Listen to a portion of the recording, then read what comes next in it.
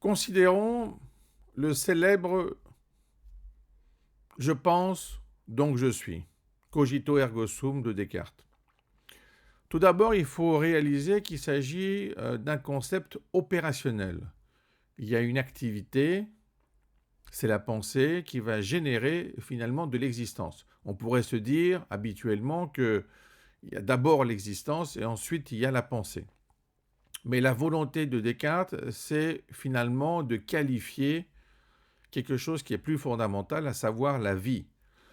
À travers cette existence de fait, il met en évidence l'existence de la vie.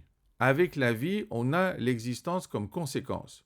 Donc on a d'abord l'existence, ensuite la vie, et une façon de générer ça, c'est justement d'avoir une pensée.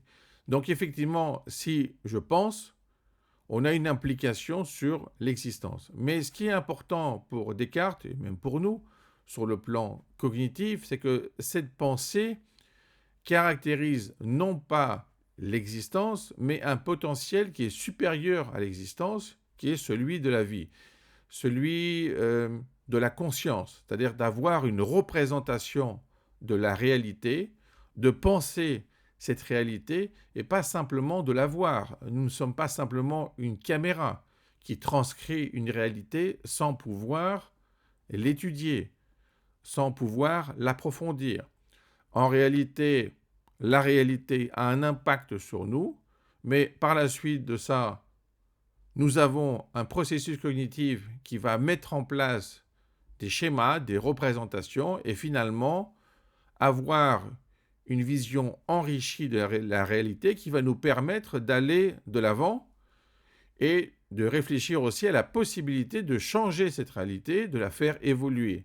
Donc, cette pensée opérationnelle n'est pas simplement passive, elle est active. Le fait de penser, ce n'est pas simplement contempler, ce n'est pas simplement admirer. Penser, ça va au-delà. Ça permet de préparer la suite. Ça permet en fait de mettre en connexion le passé avec le futur.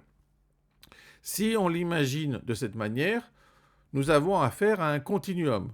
Et donc, si ce continuum est mis en place par la pensée, cela signifie que celle-ci est fondamentale, non seulement pour cette continuité, mais aussi pour la cohérence de cette continuité.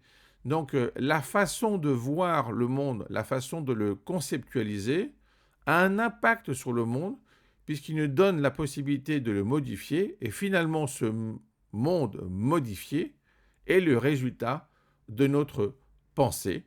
On pourrait dire donc, pas seulement je pense, donc je suis, ce serait plutôt en fait je pense, donc nous serons ce que je pense.